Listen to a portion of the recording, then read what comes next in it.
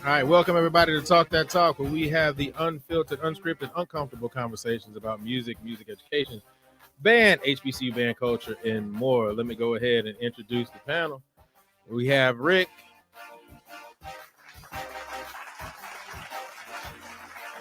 If you wouldn't have muted my mic, I would have been able to say yo and everybody would have heard it. Oh, you But say hi, no. everyone. You say Season's yo now? greetings. Mm. Season's greetings to all. Wrong organization. All right, we got, I know that mess. We Yo got- is a word in the human language. hold up. Like a miracle. A miracle. Miracle. We got Maya also. Hey, y'all. Welcome back. We couldn't even hear you. I agree. It was soft. Hold up. I heard it. Yeah, she heard it. The most important person heard it. There we go. Here, is this better for you? I agree. There you go. Yes. There you go. All right. So first of all, let's go ahead and get this thing kicked off right. The first thing that I really actually want to do, up and down my timeline right now, everybody, if you're from the state of Texas and you have anything to do with band, marching band, right now, UIL is going on. I'm seeing a lot of Division I ratings in UIL, man. So I definitely want to give a big shout out to everybody getting these UIL. Yeah, I logged on to Facebook, bro, and I saw that Royal. Royal got a Division I rating, man. So I'm definitely excited about that, man. A lot of my good friends and colleagues are getting these Division I ratings. So, we want to make sure that we continue to support everybody who's doing, miraculous things in the band world. So I just wanted to go ahead and put that out there. If you're just tuning in, though, I want to make sure that as soon as you come in, make sure you click that like button. We want to make sure that those likes stay up the whole night. Also, make sure that you go over to the YouTube page and subscribe to the channel. Subscribe to the network. We got a lot of things coming up. As a matter of fact, next weekend, is it next weekend, right? The 30th, right? Yeah. So next Saturday, we are going to be at Prairie View A&M University for the U.S. Bands competition, and we are going to go live there. We'll talk about how we're going to do that because I have it all mapped out in my brain. But we'll talk about how we're going to do that. But we're going to be going live on next Saturday at the U.S. Bands competition. All right, Rick, bro, how you doing, man? Life is good, man. We had a good one on summer rehearsal today. My recital is November 18th. If you're in the New England area, you want to hear some great music, come check out our concert. But I'm good, man. Everything's looking well. Good. Oh yeah, and this week I got some great news. I got my comp exam scheduled and all, so I'm in the home stretch here, homie. Oops, wrong button. I hit the wrong button. My bad.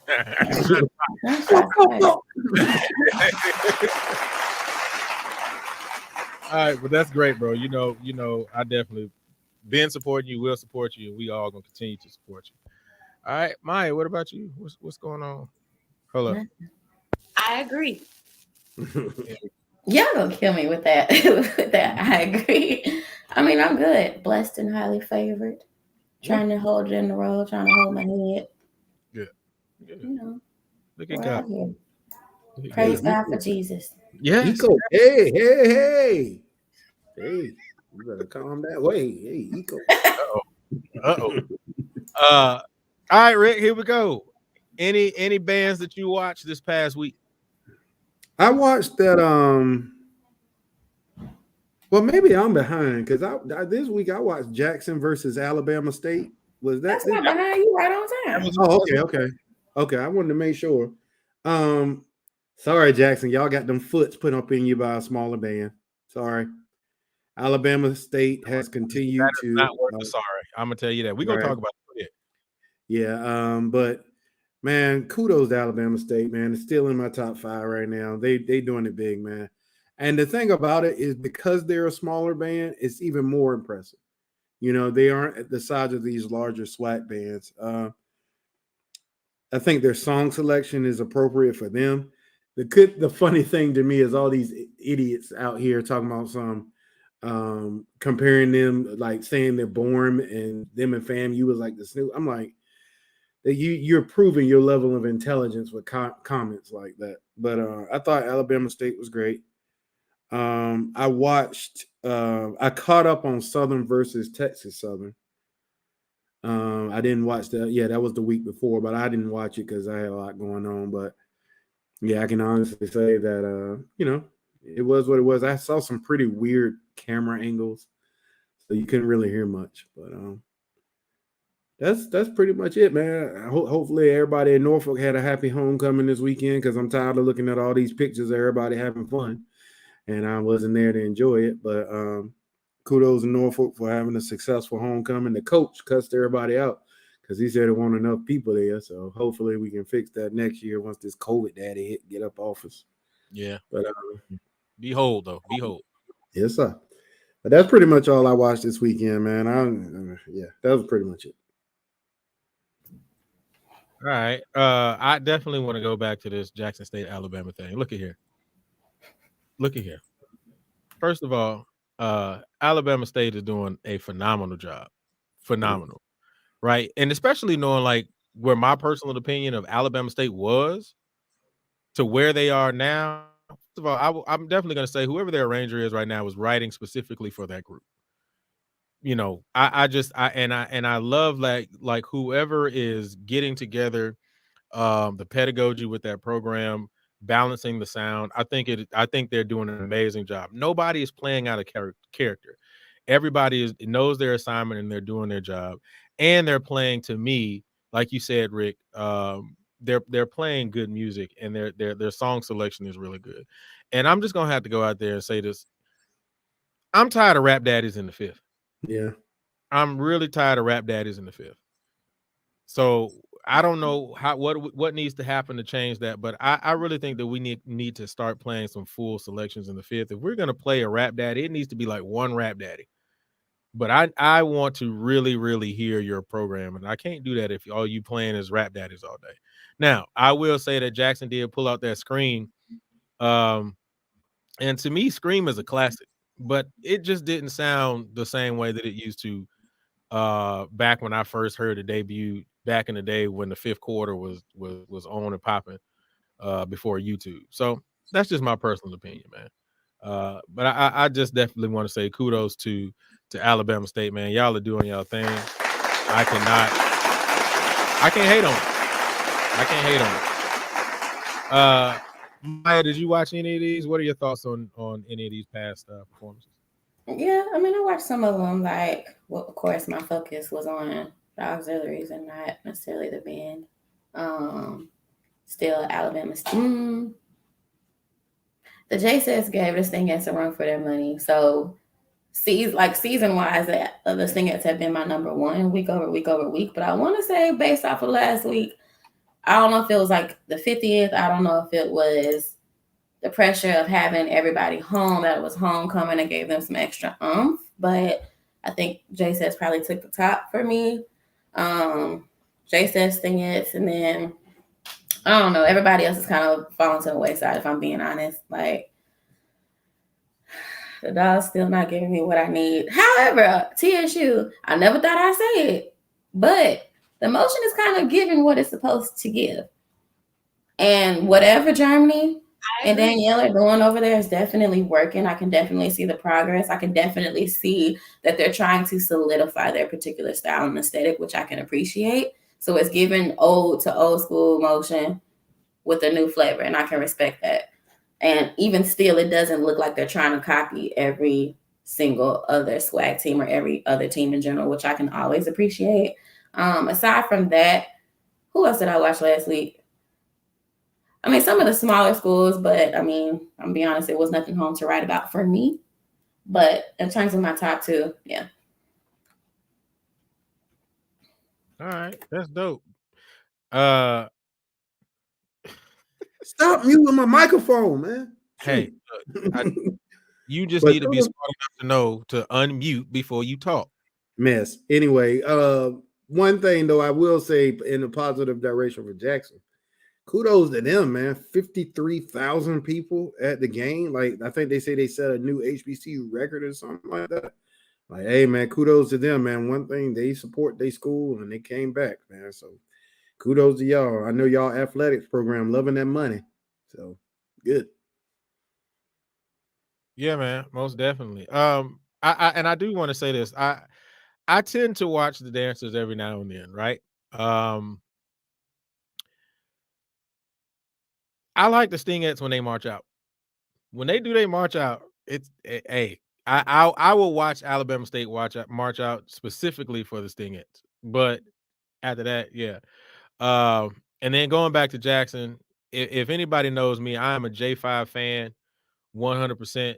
And one of the things that I love watching is watching a homecoming because all those J5 come back, and I kind of enjoy seeing, you know, a lot of the guys that I used to watch back in 03 and 02 and 01, and some of those guys coming back 04, 05, all of those lines, you know, and watching some of those guys come back and just watching the evolution of not only, you know, the program, but also the evolution of, you know, that J5 style. So, you know, I enjoy watching those things. I wait to see those nightly homecoming march backs that they do. So but I do. Oh, go ahead. I was gonna say, not to add to that, I cannot lie.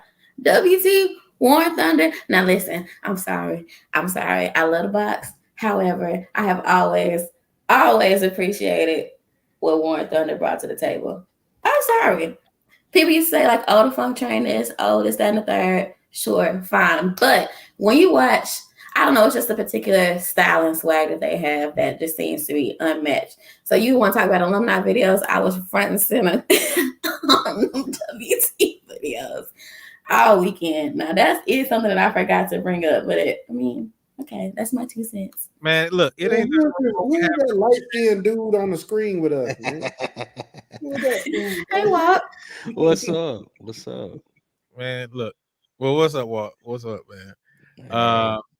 But yeah, there's nothing wrong with having appreciation for somebody else's, you know, band program at some point. You know, like I said, anybody who knows me knows I'm a J5 fan. I'm a always rock with J5. To me, that's the best drum major line. You know, you could argue with me till the sun come up. I will never ever think otherwise. So it's all good, you know. Now I will say one thing real quick. When it comes to these dancer things, look, you know, and this is no disrespect to dancers, you know, but and this goes to every media person out there, when I hear get ready, I don't want to look at the sets. They've been doing the same exact routine for years. I'm sorry. It hasn't changed. It's the same thing. J5 changes their routine every year. I want to see what the new routine look like. I don't want to see the sets do the same exact routine. Go to 98. They did the exact same routine. Why are we still recording them doing the same thing? I'm just now. Let me tell you something. Let me learn you something now. Look, don't do that, because dancers, it took so long for dancers in general to even be able to get a lick of respect. Now, if you want to see some J5, just simply type in J5 in YouTube, and I'm sure the media team at J State, just like everywhere else, is expanding. So they have a person per section or something to that effect. Now, don't do that, because I still feel as if it's the same thing that I feel watching band videos, right? All you sitting there is holding your horn and doing this. What I looked at that for? Please angle the camera down so we can see the actual action, the beauty, the finesse, the talent. My gosh, let's get into it. I don't disagree with that, though. In the stands, fine. I don't mind, because I appreciate the fact that dancers are getting the love and all that kind of stuff. My biggest issue is just the fact that, and like I said, this is no slight to anybody on the media team, but when I go to Showtime, when I go to Killer Kev, when I go to all these people, every single one of them is recording the sets. Like, there is no J5 cam. Are you mad because you're not J5? Is that what we're getting at? You say what? Just kidding. Logging off. Gotta go. Bye. I didn't even hear what you said. So whatever you said. I said, are you mad that you're not J5? Yes, I am. I would say that. That's the truth for me. I don't mind admitting that at all. If I had the chance to get my big body out there and BJ5, I would definitely do it in a heartbeat. So, hey, I think we'll all to agree with you. Brad, are you doing old schools or you want somebody to pick on you? Thank you. Can I ask a question? What? You said something that I completely disagree with. Me? Julian did. I completely disagree that it's okay to be a fan of other bands. Sorry. You already know. Come on, Walter. Good luck. Hold on. Let me put it from this context. What's your position? Okay, from this position, if they're a direct competitor. I agree with that, but I am also graduated years now. No matter. If I was no. You will never, ever in your life hear me say anything negative about the Legion. You will never hear me not support the Legion. But as a alumni, as a person who has graduated and been out of the program for years, I'ma always love the Legion. But to me, like I said, when it comes to J5, I am a fan. That doesn't take away from Mr. Spartan and Captain Soul. I love our drum majors and I love them for what they do. But J5 all day. I'm sorry. It is what it is, bro. It's nothing. I personally believe if I was in the SWAC, right? As a matter of fact, I don't even got to go to the SWAC. In the MEAC, you would never catch me talking about any other program in the MEAC besides Norfolk. Now that I've graduated and I've moved on, I can easily say, FAMU is pretty dope, especially back in the day. I can easily say these programs were dope, but when I was marching, absolutely not. I can agree with the exception of the Rival, because as a Storm member, I can never say anything good about the Ocean. But other than that, but Jackson ain't a direct rival either. So whatever. So let me ask this. Do you think that mentality feeds into the issue that we have with the culture in itself? Like, why can't let bygones be bygones and say, like, hey, like, kudos, like, yeah, when we on the field, when we at the game, when it's time to do the fifth, we're going to handle business sure enough, no problem. Now, after, I'm going to dap you up and say, like, good job, like, you did that. Let's take a picture, whatever the case may be. Here's the thing. I'm able to appreciate other bands if they're good. I can appreciate that. How can you appreciate something without being able to be a quote, not necessarily a fan, but be able to give them their dues? But that's two different things though. Being a fan and being appreciative of something that's good is two different things. Okay. I can appreciate when Hampton's tuba section was smashing everybody with 8 people. I can remember that, you know what I'm saying? Or Virginia State with 8 people. But I am not a Hampton fan. I love my frat brother, Rudy Thomas. That's great. I will never, ever be a fan of you ain't gonna never see me with a Hampton University shirt on. Well, then I agree with that as far as a direct rivalry. But let me go back to Maya's point very quickly. I 100% agree with you. I remember being in the MEAC, and one of the things that I definitely appreciated about the MEAC, and I think a lot of it has to do with being in the MEAC, but I think a lot of it has to do with also being in KKSI as well.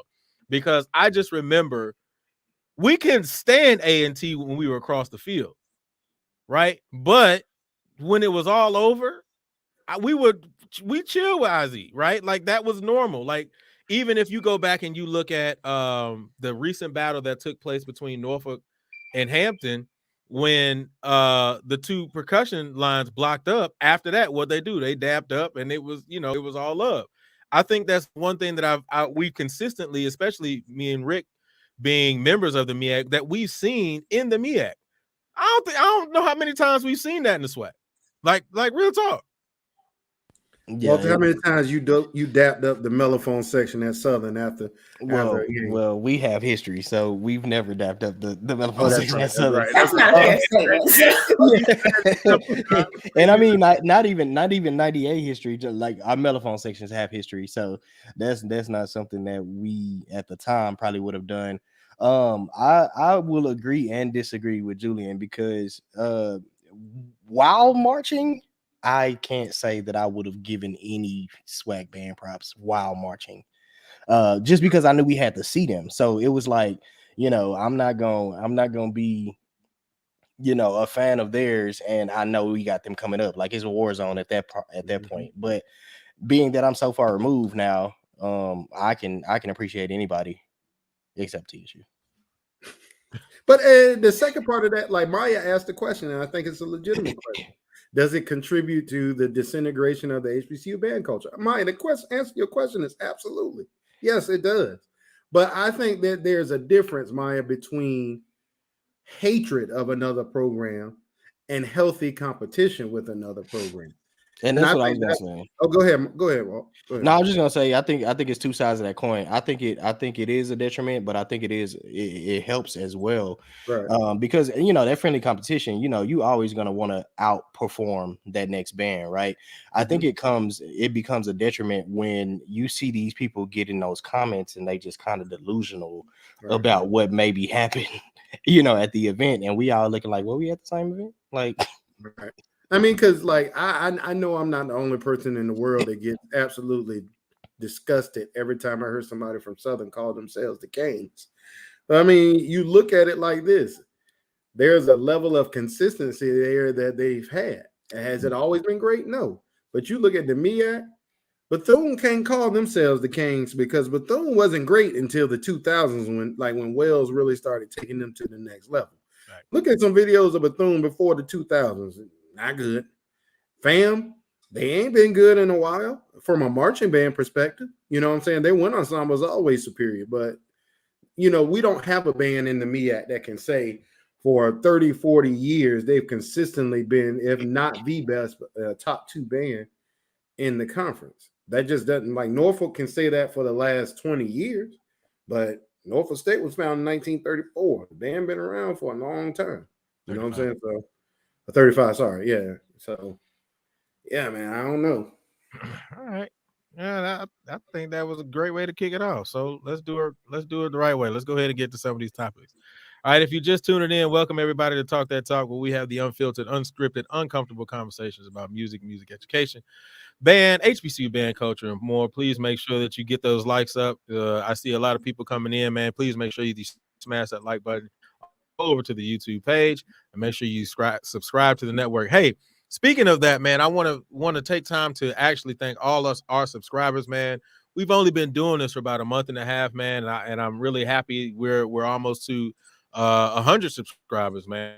We've only been doing that for a month and a half, and we almost up to 100 subscribers. So I definitely want to say appreciate all of you guys who've been subscribing and checking out the content. Numbers are continuously going up, and we want to continue to push all of this information forward. So if you know somebody, if you haven't shared it yet, share it out. Please make sure that you get over to the YouTube page. Tell them to go ahead and subscribe to the network. All right. Jude, before we get going, man, I'm looking at the comments, man. Can I just address two things? First of all, y'all see in the comments my boy Kari White. Kari White has been the one that's been helping me, man, with my weight loss journey, and I've lost 30 pounds working with that brother. And yeah, I know. Yeah, y'all can have that. Yeah, y'all. That's my chapter brother. He's 6? That's my chapter. Yeah, that's my chapter brother. Kari, man. I known Kari for over 20 years, bro. That's my man. So Kari, man, thank you, bro, for helping me save my life, first of all. And then B, being a great friend for 20 years, man. And then y'all see that crucial conflict. Y'all already know what it is. O2. That's it. You can continue now. All right, so here we go with the first topic. I'm gonna keep it real simple. Let's see how good we get. Matter of fact, I thought about this topic, man. I want to say appreciate my chapter bro, man, Eddie. Meet me on the 50, man. He actually kind of put this up, and so I kind of want to dive into this for a second. Stands versus field shows, and why? Stands versus field shows, and why? Can we start with Walter? Because he. Hey, look! I was about to say, since Walter, yes, go ahead and Walter kick us. Okay, I'm on the fence, honestly. Being born in the swag, from the swag, knowing how important to us a 0 and a 5th is, I'm on the fence because also being a part of the Storm, and dance routines was our thing, and I was on dance routine committee, and so I can appreciate a good field show for sure. I think when it comes to stands versus field, you're looking at who is your target, right? Like, who is your audience?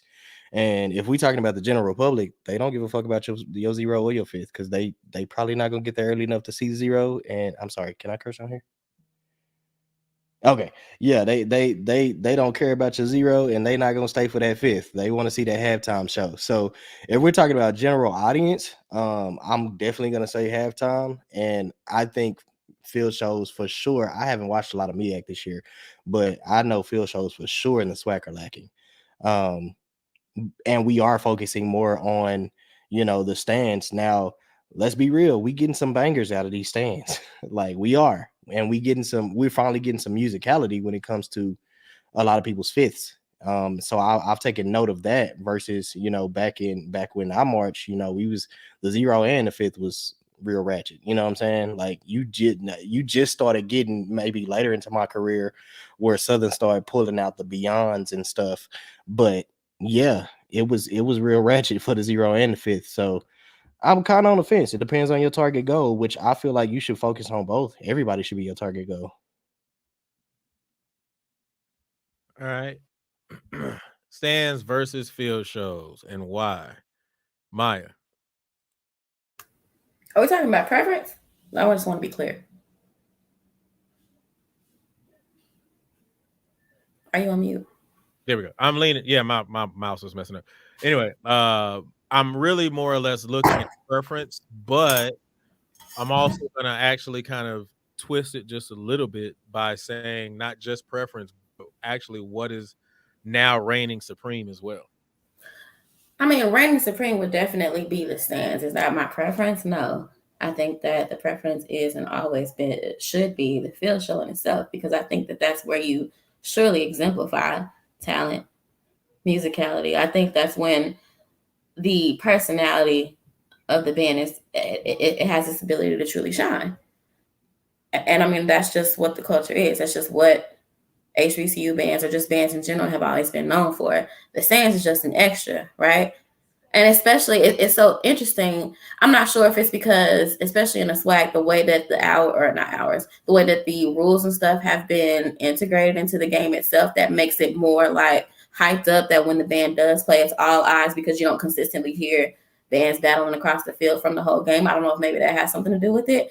But in terms of overall, I think the field show shouldn't always be the preference. Now, the thing is, I mean, everybody has slacked up on that. And I do think it's because when you look at videos, or when you look at whomever, people have gravitated towards the stands or the 5th or the 0 quarter, because that's when you really get to be quote unquote intimate. That's when you can really, talk shit. That's when you can really, like, quote unquote get into it. Now, is that the right thing or not? Not necessarily. I think both are very important, but I do think that we've been definitely slacking on the field show side. And I think that we've become complacent in that area, in which now it's just like, hey, okay, block band, marched across the field, drill, dance routine, band dance routine, maybe a ballad in the middle, march off, let's get back to the stands. I mean, I don't know, until somebody is willing to shake that pattern up and maybe give some new spice to it and give a new look at the field show, it's always going to be second. And I'm speaking in terms of the masses. I'm not speaking in terms of personal preference. But I mean, yeah. All right. Stands versus field shows, and why? Rick. First off, I'm gonna give a shout out to my rookie sister Joy. I see you on here. What's going on, Joy? But for me, I think it's directly affected by something we've talked about many times on the show. Because of the lack of innovation in HBCU band culture, when it comes to field shows, people don't want to keep seeing the same thing over and over and over again. Like Maya just said, we already know what the structure of the show is going to be. You may not know what the charts are. You may not know, what the drill is, like whatever, but you know exactly what you're about to see. You know there's going to be a whack dance. I'm sorry. Y'all know how I feel about dance routine. But anyway, there's going to be a dance routine in there. Some better than others. I'll leave it there. There's going to be, the same design. So I think if bands were more innovative in the way that they program shows, I think it would be better. So that's number one. And you think about it, bands are actually having to plan for one another in the stands now. So that's where all the creativity is. So I'll give you a prime example. Walter brought up Beyond from Southern at the end of his marching career. I am absolutely, and I know all the Southern people are going to probably try to crucify me in the comments, whatever.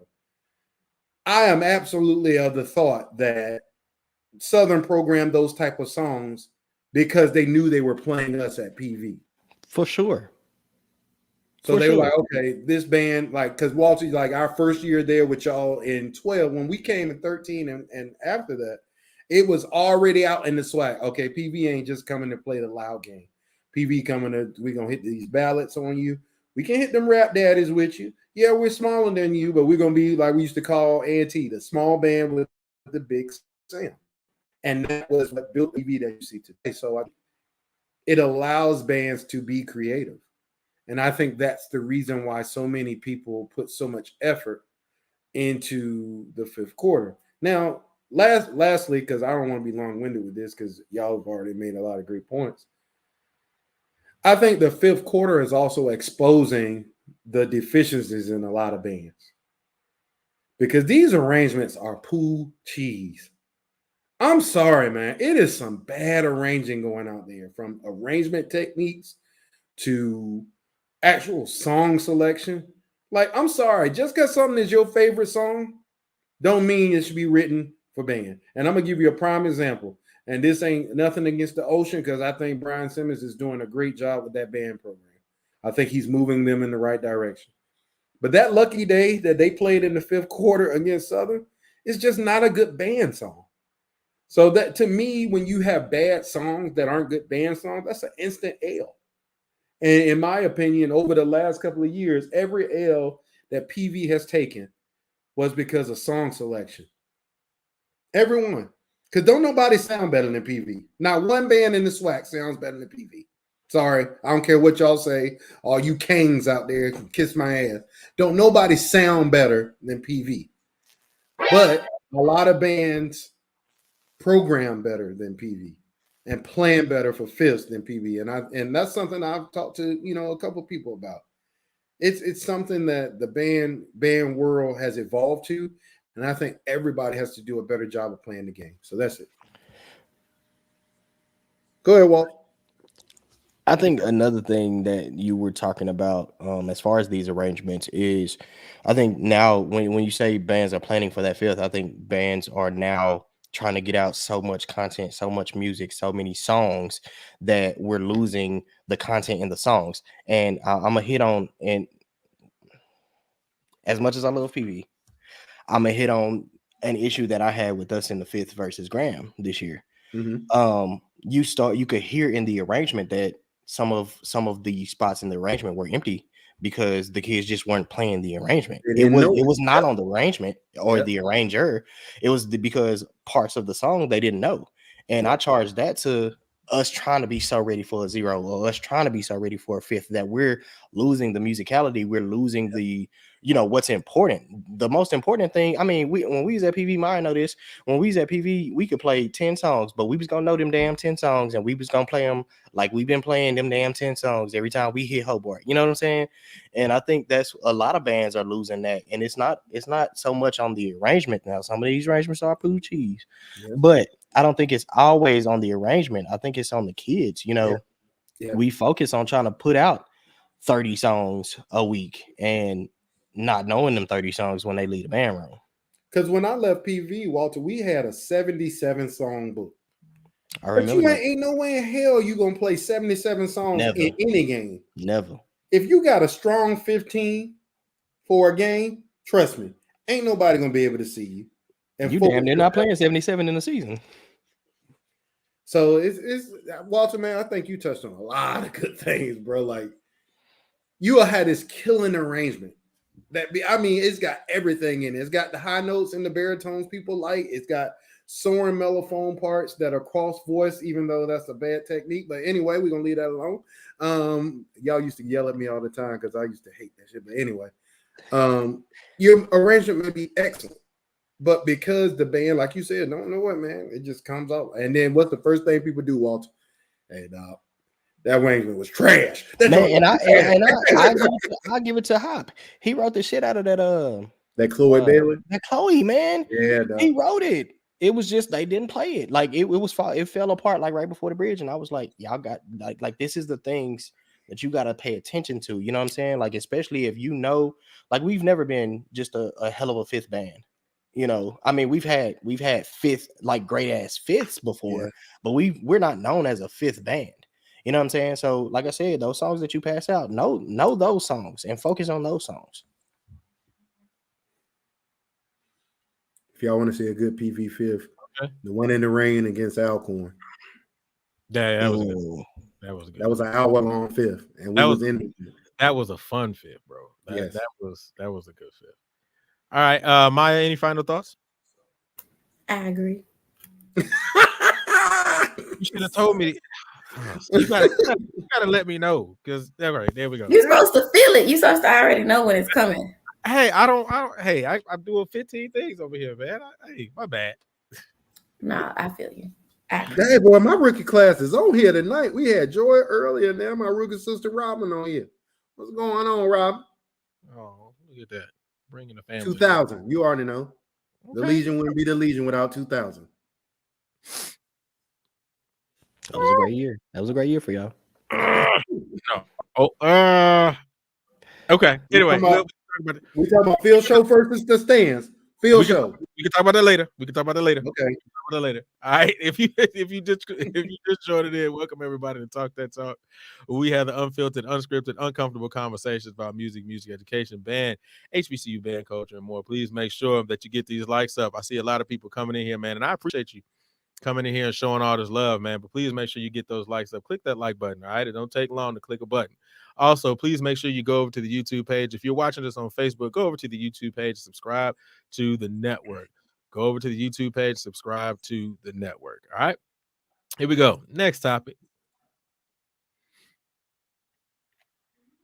I was going to do this. You know what? I'm going to do it the way that I wanted to do it. All right.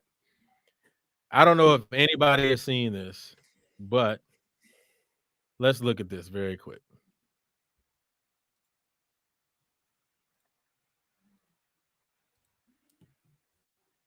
Got to make sure I pull it up. Yeah, make sure nothing inappropriate come up. No, we good. All right. Let's look at it.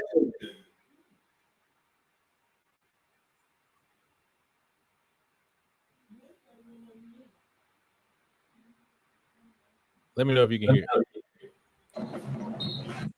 Yeah, we can hear it. Can't see it.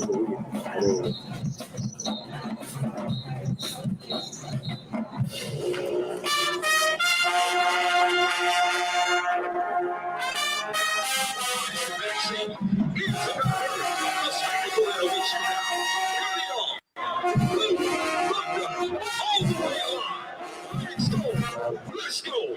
Now we'll do it down the field drill to what?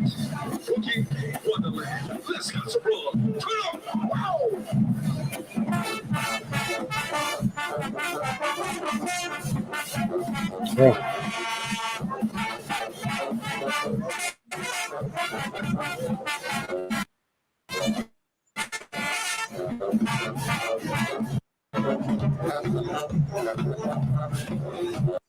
All right. That's all I'm gonna get. All right. That was Livingstone College. I'll say it again. That was not a middle or high school program. Mm-mm. That was Livingstone College. So here's the question, because based on that, I had to ask this question. What makes an effective leader and or band director? What makes an effective leader and or band director? Rick. With a band that small, I think they have an effective leader, because it looks to me that, and sounds to me, that man put as many people on the field he could just to have a band, or woman. I'm sorry. The leader of that band put as many people just to have a band. Obviously, they're having an issue with recruitment, with the band being that small. I didn't say they were a good leader. I said effective. So I didn't say it was good. Those never came out my mouth. But what I'm saying is, a lot of people don't know the struggles that band directors go through with trying to put a band on the field. And then in the time of COVID, makes it even more difficult. So I'm going to start there. What makes an effective leader and a band director is knowing what the extent of what your strengths are, what your weaknesses are, and building upon your weaknesses by putting people in place on your staff that accommodate those weaknesses that you may have. So if I know that I am an expert at, I don't know, pedagogy, I can make my band sound great, but I'm not great at marching or whatever, then my assistant director or the students that I empower in my band will be the students that are good at that particular thing. So knowing what your strengths and weaknesses are as a leader and a band director and moving them forward. But that clip, man, it just highlights so many things, and a lot of what my frustration has been with our culture, man. We all went to HBCUs on here, and yeah, it's gonna be easy to blame that on band director, students, whatever, man. But the fact of the matter is, you have to set your band up for success. And if they're not doing that as a leader, that's the second part. Knowing your limitations as a band. I shouldn't probably be playing that extensive of an arrangement of Boogie Wonderland or In the Stone. Maybe I pick something that I know my band can do at a high level, a lot more unison with a small band like that. You know, things that are effective. There's a lot of music, but that requires people to be creative, which is the last part. Just don't see a lot of creative leaders and band directors anymore. They are comfortable doing the same thing just to pick up that check daddy and moving on. So I know a lot of bands that are that size. I know high schools that sound better than that. So that's just, it's a disservice to them to those students, and it's a disservice to that university, man. That was bad. Sorry. All right. Maya, what makes an effective leader and or band director? I mean, I think Brown made very good points. If I had to sum it up, I would say knowledge and willingness, right? And maybe that's an umbrella for all those things. Willingness to say, well, the knowledge to know exactly who you are as a band, who is in your band, and their capabilities, their talent, and their functionality. But then the willingness to be okay with saying, I have a particular vision. And sometimes, we may be small, but sometimes we have to go backwards before we go forward, right? So if you have to, just like we did in 12, sometimes we got to weed out a couple people to kind of get that holistic vision and that mindset integrated so that we can push forward. That would honestly be what I would have to add. Again, I think Brown did a phenomenal job of being able to hash out everything. I'm sorry, I've been looking at these comments and it's kind of taking me for a loop. But yeah, knowledge and willingness, the willingness to invest in your program and being able to kind of grow from the bottom up. But the knowledge to be able to accept what you have and know that sometimes you have to stay where you are. I know that we want to compete. We always want to be able to do what is getting housed, do what it seems to be appealing. But I mean, if your band cannot quote unquote handle that until you get them to that point, it does not behoove one to be able to put yourself in that type of circumstance, because I think that you're making it for a larger and larger issue until you go back and fix it. All right, well, what makes an effective leader and or band director? I definitely agree with everything that's been said already. I'll go with Rick on the fact that I wouldn't have picked those songs for that band. I would have definitely like you will not pick Boogie Wonderland for a band like that. I would have definitely picked Cold Hearted Snake or something like that. Some with a whole bunch of quarter notes. You know what I'm saying? So yeah, you definitely have to know, and we've seen it, right? You see directors, especially in the SWAC, will rearrange a song that they've been playing for years, and they'll rearrange it for the band that they have that year. So you definitely have to know, the quality that you have in the program. But I'm gonna go a step further and say that as an effective leader or band director, um, along with knowing the talent, you got to know your students as well. And sometimes you got to listen to your students. You can't be, or I feel like you're not an effective leader if you just be like, all of this shit is going to run how I want to run it. And I don't really care what the kids in the program think about it. You know what I'm saying? Like, it's got to be a give and take, a push and pull, especially when you're dealing with, I feel like when you're dealing with young adults versus kids. Okay. That actually, you saying that, it actually made me think of another thought. I'm gonna just throw this one out here. Because I know that I'm just gonna keep it 100. That band sounds terrible. As a university program, that is massively unacceptable. And I know that we had this conversation once before when it came to Dale State and the last thing that they put out that we saw. And I will continuously say, anybody who is from Livingston or anything like that, hey, come and chop it up. Let's talk about it. Let's have a conversation about, it may be some struggles that is happening that we just don't know about. I don't know. Because I do know, and Rick knows as a director, yeah, there are a lot of things that we have to deal with, but still 100% that's unacceptable for a university program. But at the same time, Walt, you brought up something, and I just kind of want to throw it out there, though. Can any of that be put on the students? Can any of that performance be put on the students? Anybody can go for that one. I think you need to know talent level, man. Like, obviously, those students aren't at the exceptional talent level where they would have gone to a school. I mean, I'll take that back. I don't want to be disrespectful to these people because I don't know them. Obviously, that stuff was out of the range of those students, like Walter was saying, picking the wrong music. We got the Kings in here. Oh my God, I guess we can get to that in a second. Young man, you ain't living with no blind followers in here. We actually have our own minds and musical ability. So sorry that we don't agree that y'all are the kings of everything. We can get to that early. We can get to that later. Yeah, but no, it's good. But anyway, yeah, man, I think that band has a talent level that is at a certain level. There may be some guys that are above that, and there may be some people that are playing the instrument they're playing for the first time. So they're below that.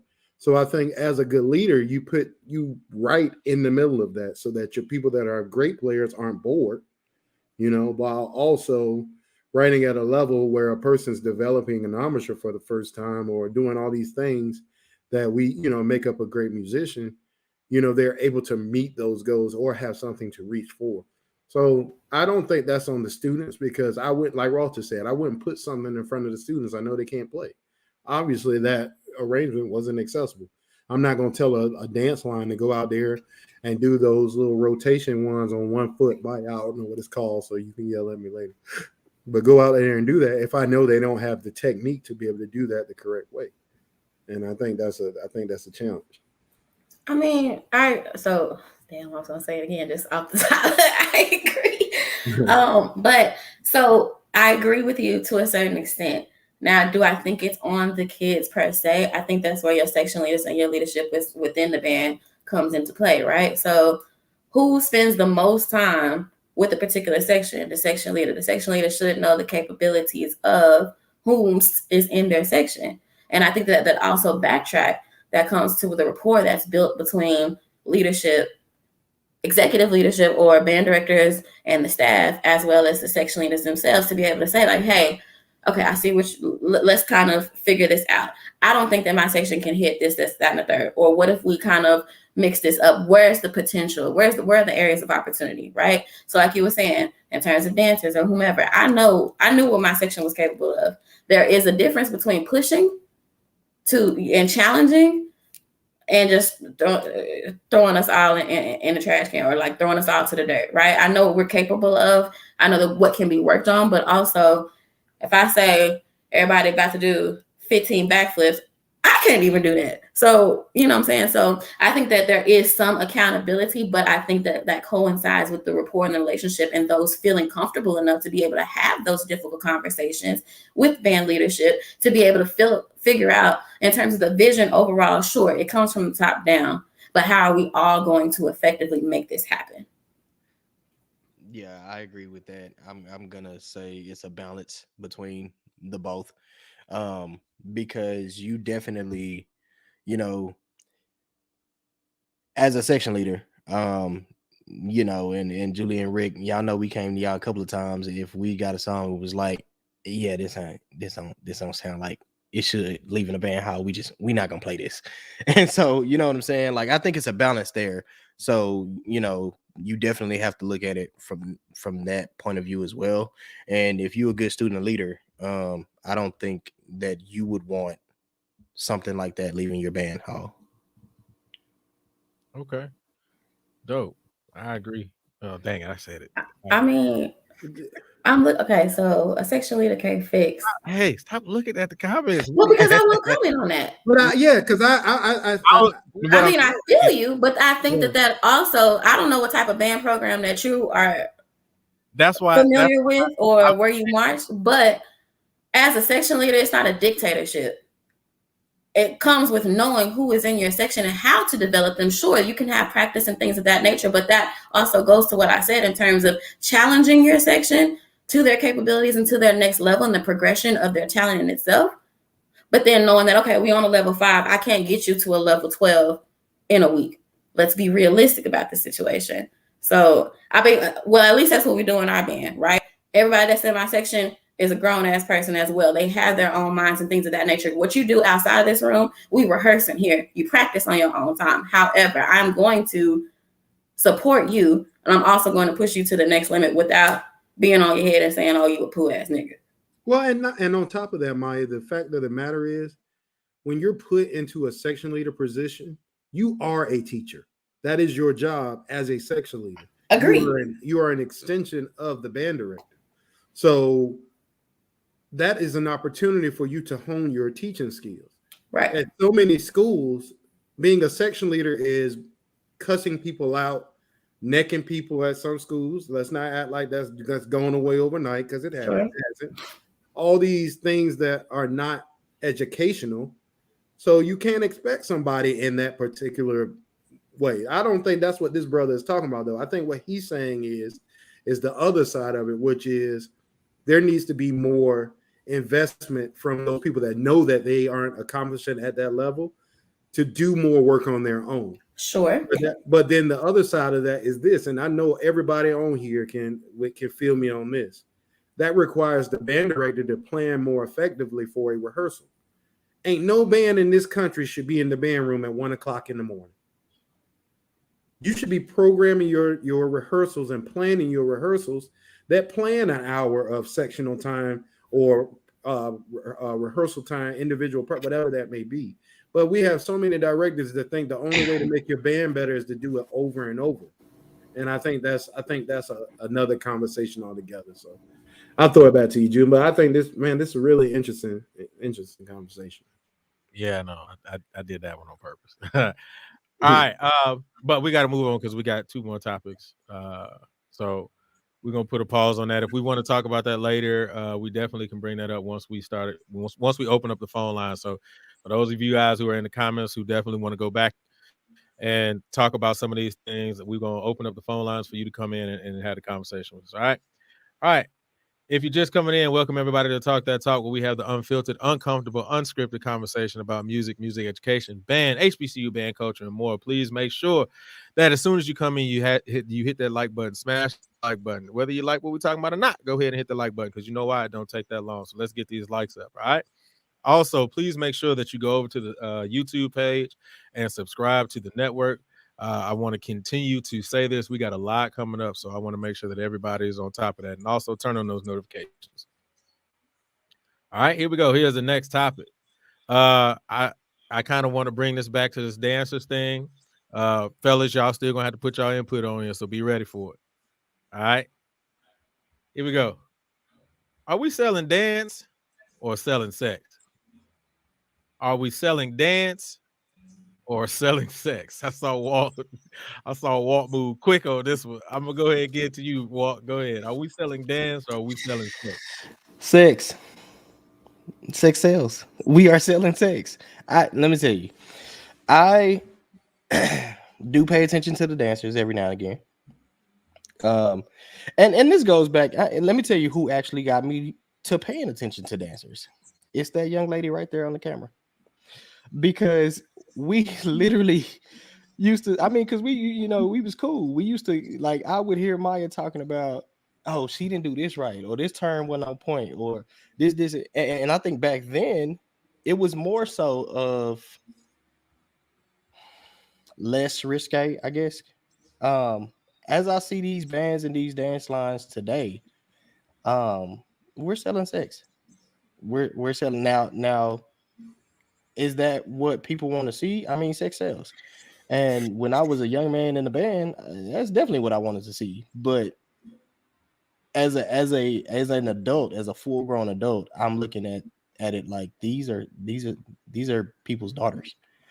And sometimes I think they can get over sexualized, or people look at them for and of course the dance world is its own world. And a lot of people are paying attention to the technique or the counts they throw on or whatever. But you do have that flip side of the coin that they looking to see, how the uniform's gonna be tight, and how many times they're gonna be over, and how many, how sexy can you go from your ankle to your neck? You know what I'm saying? Like, it's happening. All right. She knows what's coming. Maya. I want to go last. Okay, fine. Rick, are we selling dance or are we selling sex? I think we're selling both. I think we sell aspects of sex. So let's look at it from like the base level. Like, it's just facts. Let's look at facts. Usually dance lines are your more in shape, attractive women. So as men, without even thinking about the aspect of what they do, if you see an in shape, beautiful woman, naturally that's where your mind is going to go as a man. So that's number one. All right, that's just facts. Number two, because these women are in shape, they are, and in some cases, we can talk about that, whatever, but because they are in shape, they are able to wear things that people that aren't in shape can't.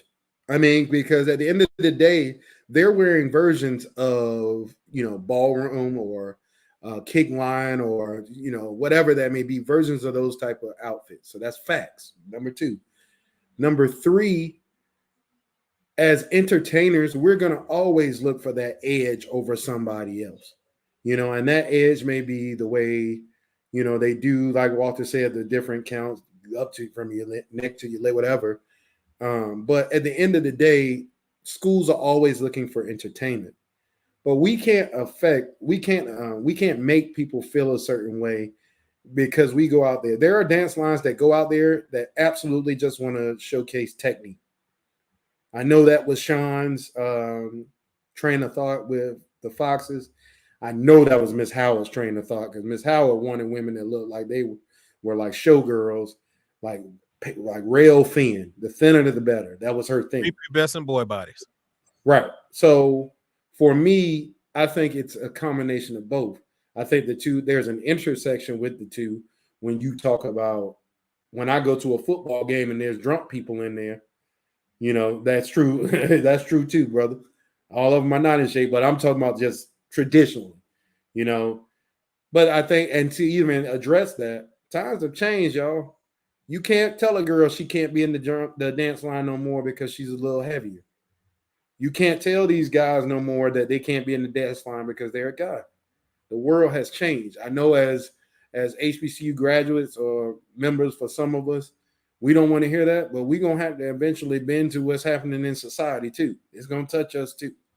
So I think there's an intersection there, Julian, where I think we're selling both. I think we're selling the thought of sex, but I think that a lot of these dance lines are really putting on showcase their technique, and it's fun to see, the different styles and stuff like that. So,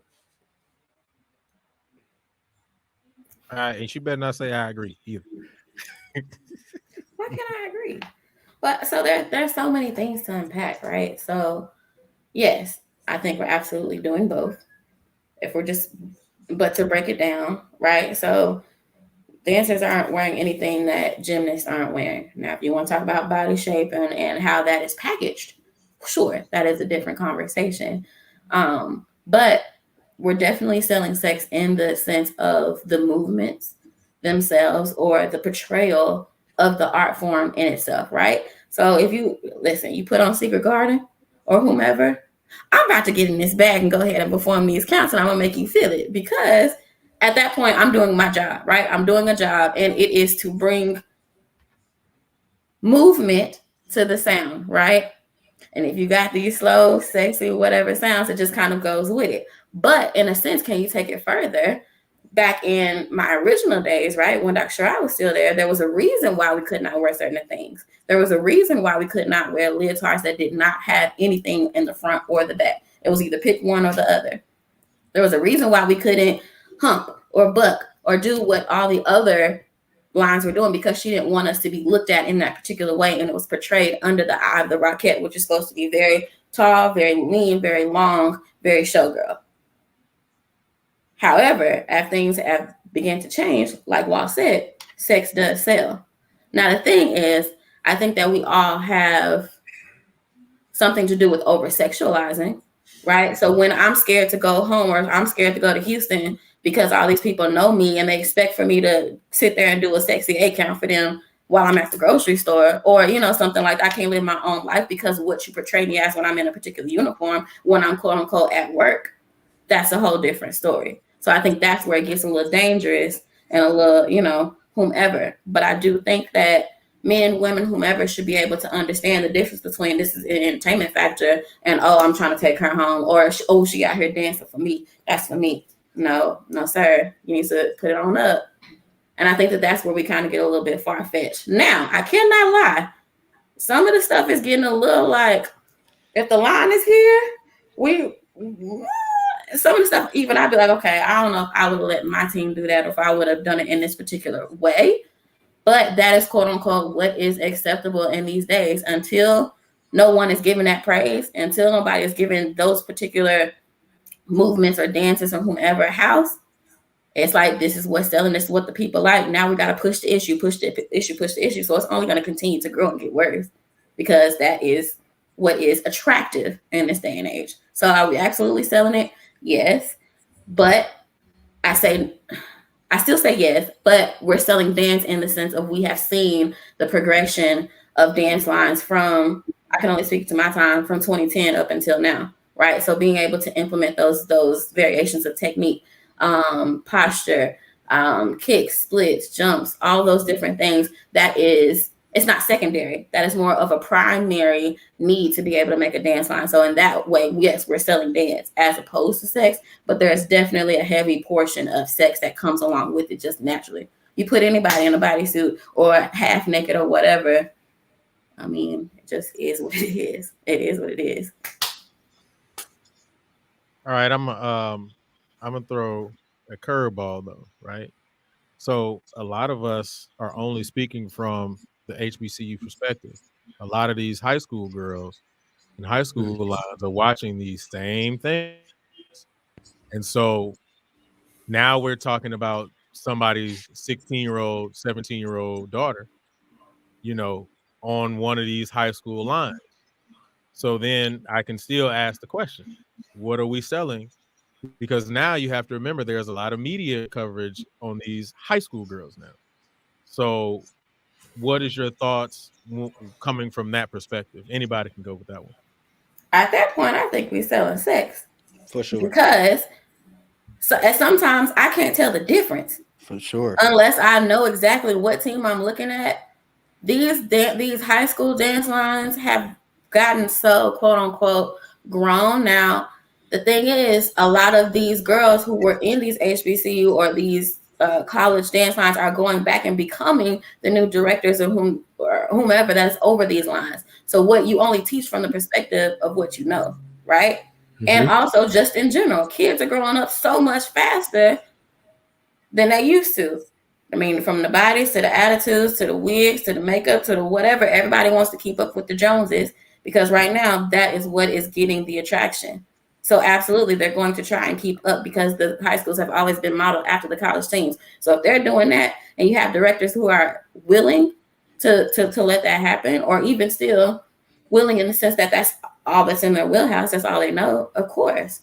Now, I mean, I don't know. Like if I was in high school in this day and age, I don't know if I would or would not feel comfortable, or if it just wouldn't be a second thought to me because that's all I know. They're only doing quote unquote all they quote unquote know and have seen. So in this day and age, when it comes to minors, you're definitely putting them on a standpoint for sex, because if it even comes to the outfits, I've seen some outfits that we weren't even allowed to wear when I was in school, in college, right? Some stuff that I've seen like, damn, like, now that's what you call sexy. And baby girl is only, 15 years old, 16 years old, or whatever the case may be. So that's an interesting one. Yeah. And it just, honestly, it makes me think, like, how do we still do quote unquote what we do when you're talking about, when a lot of you guys have basically said it's pretty basically both on the HBCU level, right? But how do we do what we, do and still find a way to protect these young ladies and protect our daughters if now we're saying on the high school level it is selling sex, right? It comes from I'm sorry. No, you're good. Maybe it's something I feel passionate about. I think it just comes from the leadership. So if your director has placed a mentality or placed a vision, you're either going to align yourself with it or you're not going to be on that line. What is allowed is going to be what continues. So until somebody puts a stop or reels it back or whomever, then that's fine. But the thing is, you also have the parents, the band boosters, whomever, who be right there with, like, you better get it. All that. So it's like, well, this is what is acceptable until somebody pulls it back and say, no, this is not what we're doing in my program. Mike, do that again real quick. I just want to say that. All of that. Right. All of that. Now, would Dean Hill have left that in his program? Would Miss Evelyn Forte Jones have left that in their program? No, but that's because they saw a particular vision and they saw their program in a particular light, and they weren't. No matter what's getting house on the outside, they don't care, because in this house, this is what we do. But I mean, Maya, you touched on it, and I mean, this is the uncut conversation, y'all. So I'm just gonna go there, and I know this is gonna rub people the wrong way, but it's got to be said. When you see them babies out there walking, like I think of that video of them girls with the fans doing that sexy walking, all that stuff in high school. What do you see around them? A bunch of grown black women. Get it, girl, get it. So if you got these black women supporting this stuff, I don't see no dads out there saying, look at my baby. Look at my baby. I see a bunch of black women around these girls supporting this behavior. So that calls into question what our focus is as a community. Are we okay with our babies? Because that's what these people are. These are babies out there doing what, like you said, Maya, what they see the J-Sets and doing. The J-Sets are grown as women. When they go home, they going home to an apartment or a dorm room. You going home to your mama house. I think it just boils my blood, man. And Julian, I guess you're trying to cause an issue today, man, with these questions. With the over sexualization of our people in general. And that's boys too. You know what I'm saying? Because we'll sit up here as a black community, man. We'll lose our mind with the sexualization of other communities, but then we'll turn around and do it to ourselves. So I think it's No, black women aren't to blame, but I Yeah. mean, look at the videos. And I was going to agree with you, Rick. And Yeah. and her comment, I don't think it's just black women, it's parents in general. You know, when I was coming up, when we was coming through the band, you know, I projecting on my future, I was like, man, if I had a daughter, I would love for her to be on the dance line. Now looking at that shit, I'd be damned that my nieces could never, you know what I'm saying? Like, just because it's become so sexualized, like it's become like kids are doing things that kids should not be doing, and let's just call it spade a spade. Like they shouldn't.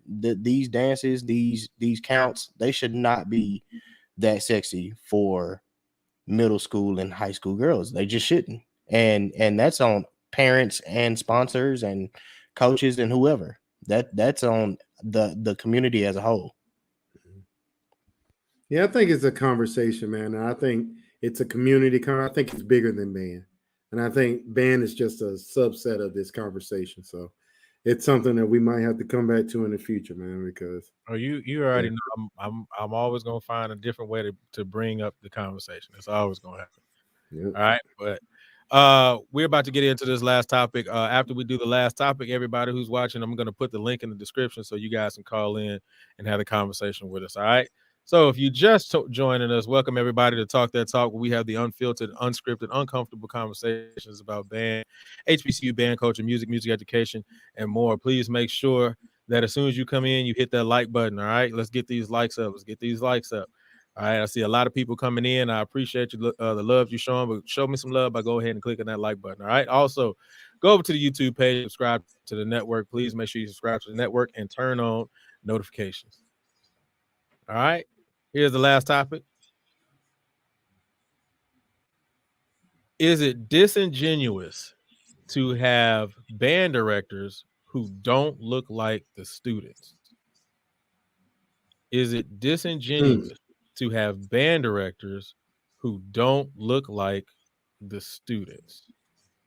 Maya haven't started one yet. Have you? No. Stop making that face. You be all right. I have indeed. I don't remember when you started one. All right. No. Rick, you got it. No, I don't think so, because I think that if you ask it that way, I think that conversation goes both ways, right? Because if we're looking at it from the standpoint of like a white person being a band director at a black high school or a black college, they can look at it the same way as one of us teaching at a predominantly white institution. So I think there has to be context to how you ask the question, because if they're teaching good musicianship and they're putting great shows on the field, they're a good band director, and there are schools out there. I think that they should have people around them that are able to communicate the experiences of the people that are in the band with them, that they may not be able. Like, there are a lot of white band directors that have predominantly black bands that were put in some weird positions with all these things that happened with the death of George Floyd. Because then there was a conversation started that they were not able to have an educated conversation about, because they don't know the lived experience of black people. So from that standpoint, like I said, I think there has to be context. It depends, because the fact of the matter is there's a lot of people that are band directors of either race, and the student body may be different, that are doing amazing jobs, but I think there has to be a place where, if you don't know the experiences of those people in your band, you are able to educate yourself otherwise. And this is not just about race. A lot of the conversation now around sexuality in these band programs is starting to become huge, from the way you identify people wanting to be identified by the gender that they choose, not the one that they were assigned at birth.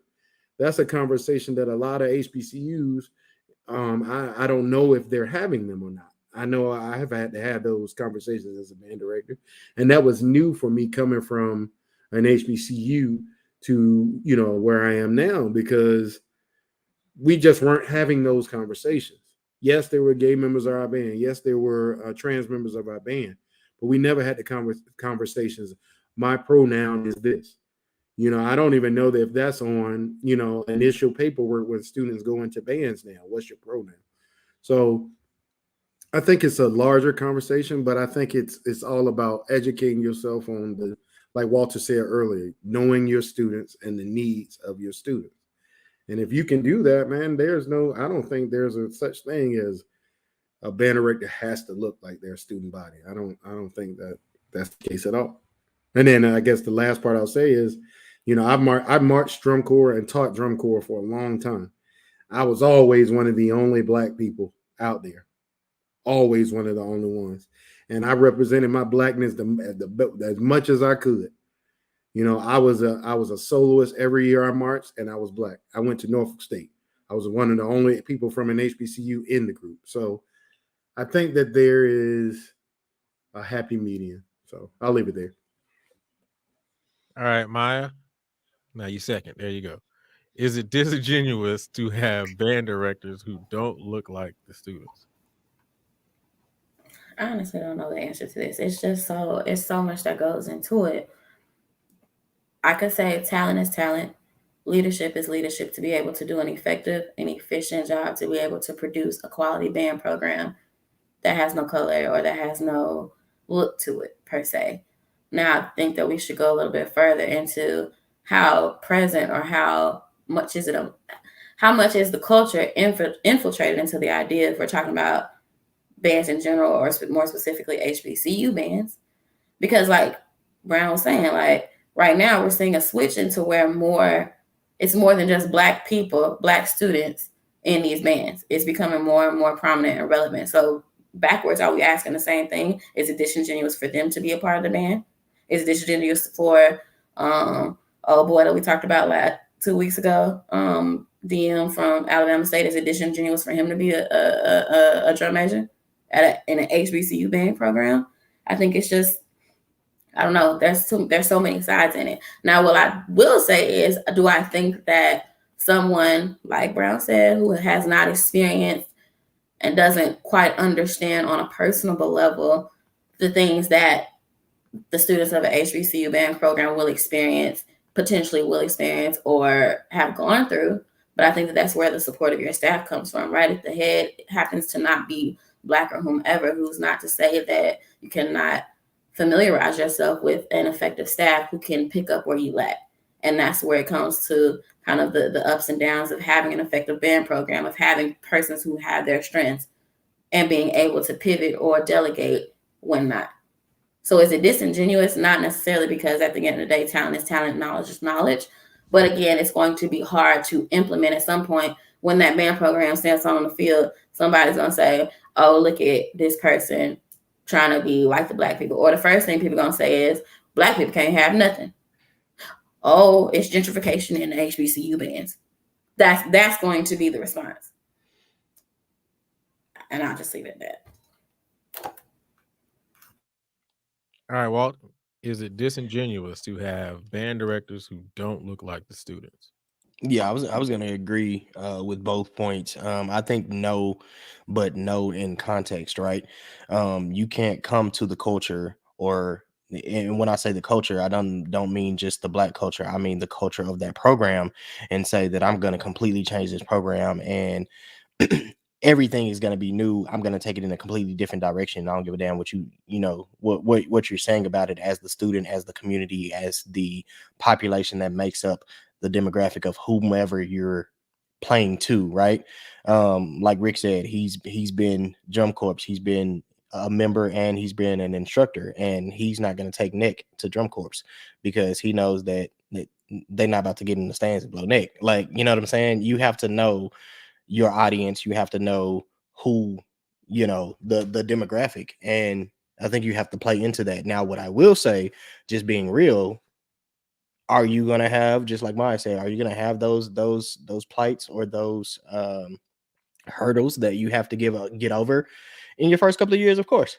Nobody's gonna see you and say, we fucking with you off the back.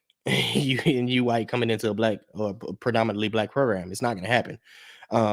I think that could, on our end, that could definitely be an issue or something that we may need to look at. But it's just we call it is, it is what it is. You're gonna come into that program having difficulties. It's gonna be how you adapt to those difficulties that is gonna say whether you're gonna stay or not. I mean, but the other part of that too, Walter, is we have difficulty coming to our own bands. When we got the PV in 2012, y'all was not fucking with us. You're right. We had to prove ourselves to the band. We know what we're talking about. We care about y'all. We want to make sure that this band moves forward. We're not trying to erase Prof Edwards. That is not what we're here to do.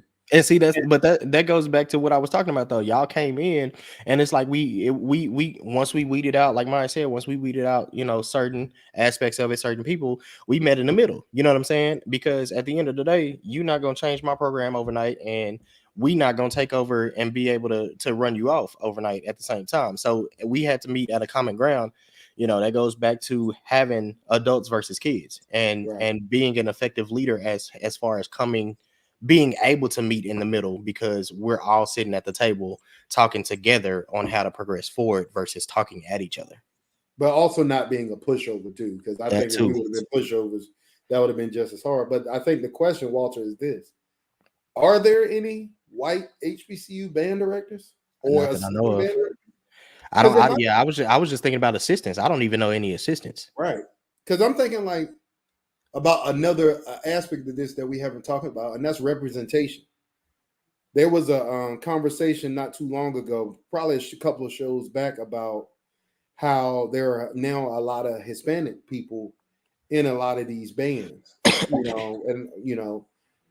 and there being representation on the band staff, for those students. Like, I know that's something that in our community we fight for all the time, is having representation, whether it's, in movies or in business or whatever. But, I'm sure those people are having those same type of conversations. And I think that in general, our culture, our band culture is very closed, Like, I don't think it's even hard. If you didn't march at an HBCU, forget conference. Yeah. If you didn't march at an HBCU, yeah, you ain't got no hours. It's gonna be it's gonna be tight. And you're right, brother. LSU's band director. I know Kelvin very well. Kelvin is from the Boom. Kelvin went to Jackson State, but Kelvin is also a hell of a musician. Music is music. Yep. He got his master's from LSU. So he knew the Boom culture. Right. He knew the Boom culture, and then he got his master's from LSU. And now he knows that culture. So I think that's what's beautiful about what we do, Walter, is that we can go from a HBCU band to a show on the white band, and all the concepts are the same. Good sound is good sound. Good marching is good marching. And it's way more difficult for them to come to us. Yeah, and I'm gonna disagree with that comment that posted earlier, because I agree. I don't disagree think too. I'm not sure where you marched, my brother, but I know for sure coming into the SWAC conference, none of us would really initially accept a white band director. I can't see it being welcome. We don't even accept new band directors that's not from our programs. So very well, you know what I'm saying? But just like y'all just talked about, it was a a fight. We had to get that familiarity, right, with y'all as being a whole black staff coming from a different conference. So, a white dude coming into our band, how that would have definitely went a bit of a different way. I mean, like, keep it in-house. The alumni, if you change one note, if you change one chord, if you change one count, the alumni like, what the fuck is this? This is not how we did it in my day. Da, da, da, da. Like, now y'all trying to lose tradition and this, that, and the third. We're not even accepting of our own programs when things that we are not familiar with are changed. So absolutely, you want to take it to the next level of a whole new band director, and he not skin folk, child, please. No, it's not gonna be, come on, baby. Come on to this side. We welcome you. They're gonna be looking at him like, oh, why is you here? Like, what is this man doing? Like, who sent him? What is he about to do? I totally disagree with that. All right, cool. I think we had some great responses to all these topics. We got some guests coming in. So, all right, here we go. So let's go ahead. Welcome Kari to the show. Hey, how's it going? What's up, chapter brother? Yeah, what's going on, y'all? So Kari is a prime example of this conversation we have. When I got into DCI, I was looking up to people like Kari. I remember seeing that black dude in the blue that was like, who is that dude, man? Like playing the high notes and marching around the field. And then my first year in drum corps, meeting Kari and seeing a brother in a position of leadership and having representation. My Kari was on staff with us, and Daryl Pemberton was the caption head. Two brothers on staff. So imagine being one of only black people in the room and seeing that representation. I think, Kari, I think your perspective on this would be awesome, man. What do you think, bro? I mean, I truthfully, I mean, I remember that myself. Exactly what you did say there. You know, and it's important, you know, to go ahead and see, you know, certain people, you know, in those spaces. Like, actually, I remember there was one year it was myself, Daryl Pemberton, Gary Armstrong, yeah, Lennox, yep, and then Brad. I mean, he's a cool dude. He's a white man, but he's cool in the fan. Of course, everybody knows him.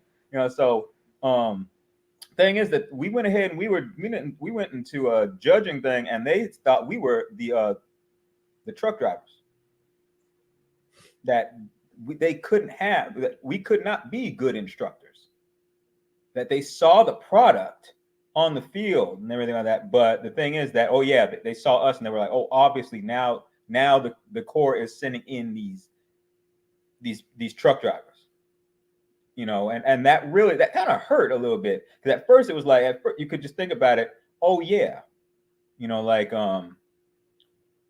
it's really just the fact that we went ahead and, you know, like they haven't seen a lot of black people, whatever else, do their thing. But then it even went further than that since everybody played along with it, you know, like every single person in that was there, the other judges, they just went ahead and they were like, yeah, you know, obviously they can't do this. And then actually after we left, they had a conference. There was no apology, no nothing. I remember this very, very well. And that, I mean, I that was what, 15 years ago, you know, and I'm not going to forget it, and I can't forget it. But is it disingenuous to have band directors? I do remember, as you guys were talking, I mean, I'm not sure it's still at Albany State University, because I'm also a member of Phi Mu Alpha. There was a white man who did teach there, but the thing is, as you guys were talking about, there were people like Jesse Walker, things like that surrounded him, you know, and that could go ahead, and if he was going a way that they didn't agree with, they can reel him back. Kari, it's interesting you bring that up though, because like at Norfolk, like even before Julian my freshman year in Norfolk, my trumpet professor was white. Dr. Carlson. Yeah, Dr. Carlson was my trumpet professor. The tuba professor, Dr. Peter Dubois, was white. Our music history teacher was white. All these great musicians in the building would not touch the marching band, bro. Would not come close to it. And Dr. Carlson and Peter Dubois, Dr. Dubois, they were both in the Virginia Symphony and wouldn't even come and do a master class. So I think the question definitely holds, Mary, though, because the fact of the matter is they're not trying to be involved with us. People go to U of H, they go to North Texas, they go to UT. Ain't one of them students saying, man, I can't wait to graduate to be a band director at PV. They don't even apply.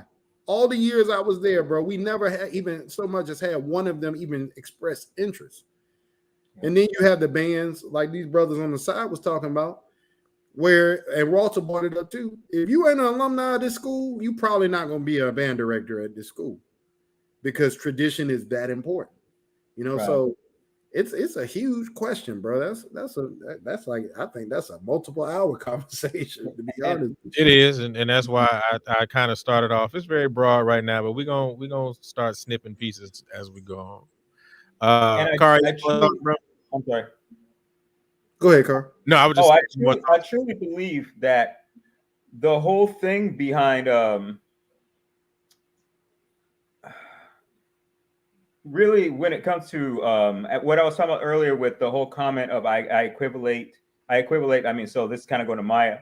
I equivalate the whole thing with having the young women, you know, like dressing however they do, you know, like, and doing the sexualized things they do with youth pageants.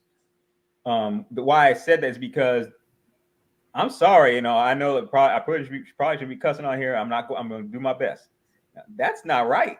You know, like that is not right. Be having your baby all dressed up, all jacked up like that. But that's what we're doing. And then all of a sudden, we expect people to go ahead and go forward into what they and exactly what they see. So that's what they're doing. They're producing these things, and it's going to get younger and younger and younger and younger. And so when's it going to stop? You know, like, and as you spoke about earlier, Maya, yes, it's the leadership who needs to do that. And I mean, I know that, hey, I'm just going to talk about it. I'm not a fan of the movie Drumline, not a fan of it, you know, but there is a good premise behind it. That band director, he did what he was going to do because he knew it was the right thing to do. He was all about musicianship and stuff in comparison to, you know, just turning on the jukebox. And I agree with, and that's not just what happened and everything. That's why. But like just that big premise and everything. That's it. Not the whole thing, exactly what everything was about. So. All right, Kai, bro. I appreciate you. We got a couple more in here, man, but I appreciate everything you had to say, bro. Yeah, appreciate y'all. Talk to y'all later. All right, thanks for everything, bro. Check you out. Oh, 6. Mess. All right, 6. All right, there we go. What's going on, Daryl? Man, what's up with y'all, man? What's up, brother? Hey, what's up, man? I'm Darrell. Darrell, you coming on here to cuss me out, bro? Maybe. I was gonna say you the one that in the comments with all the issue. Hey, like, yeah, you know how we do.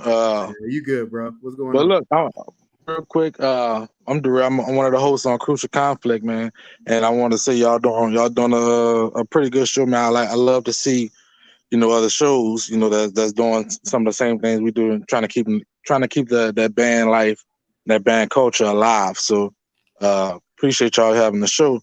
But y'all have some great topics, man. The last topic that y'all talked about was a white director being able to come into, you know, the HBCU culture. I'm gonna put it like this: I'm a juke. I went to Southern. If y'all didn't know, if one of my white juke brothers or sisters were to become a band director at Southern, we would accept him because he's a juke or she's a juke, and that's how it is. So that when I put in the comments, it depends on where they come from. That's what I mean. So if you say you went to Norfolk, if a white person that went to Norfolk, I believe that Norfolk would accept him. I never went to Norfolk, but I feel like he earned that respect and earned that right to be able to, you know, step into that program and say, I know how this go. I'm not going to change anything. I'm coming in here to keep the legacy going. So to that point, I think you can do it just to an extent. Yeah. Go ahead. No, I was going to agree with that. And I think that's back what Maya was talking about. She was talking about coming from, you know, that particular program or organization. Because, I mean, when I crabbed at PV, well, my sophomore year, my section leader was white. And so if he was to come, I mean, he was, you know, well known in the band, KK Psy, the whole 9 yards. So if he was to come back to Prairie View, you know, he would definitely be accepted. But at Prairie View, if he went, you know, to Norfolk or to Southern or to TSU or wherever, I feel like he would still have that same issue, even though they know he marched in the storm. You know what I'm saying? But I think you would still have that issue.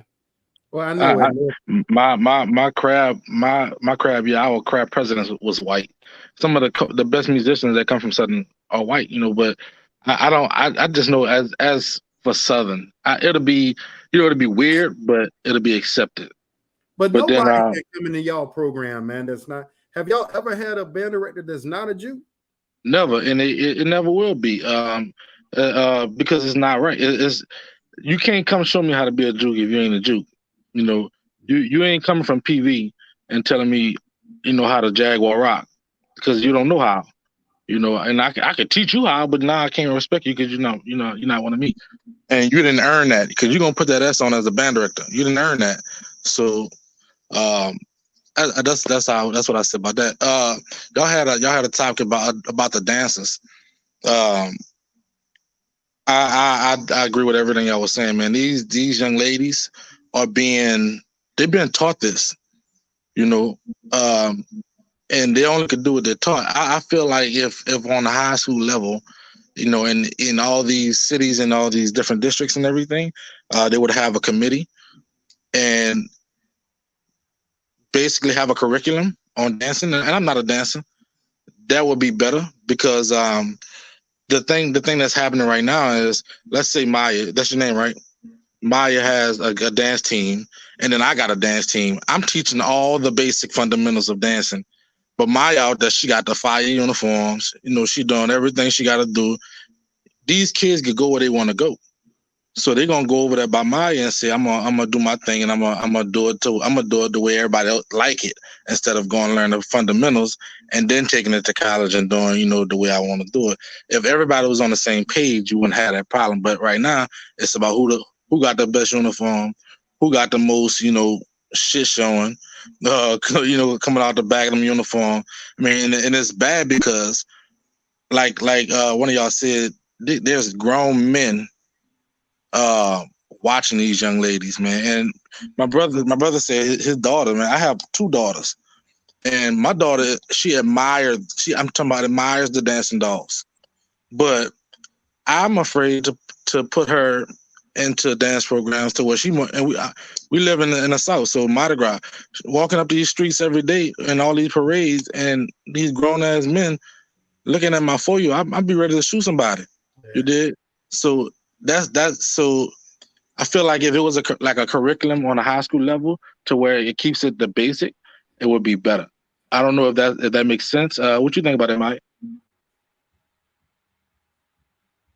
No, it definitely makes sense, but that's the thing. Like right now, the conversation is it possible to have both, right? So in my program, we did fundamental just as well as provide that entertainment factor. Now, there are a lot of programs that don't focus on those tangibles, the fundamentals, simple turnout, ballet, all those different things. Now, is that going to fix and correct? Still no, because if the entertainment value is still what's bringing house or bringing the people out, again, sex sales or what's going to be attracted or really what's going to get the oohs and ahs is going to continue. So I said, until somebody is willing to say, we don't care about all that, this is what we're going to do in our program, you're going to get your cake and you're going to eat it too.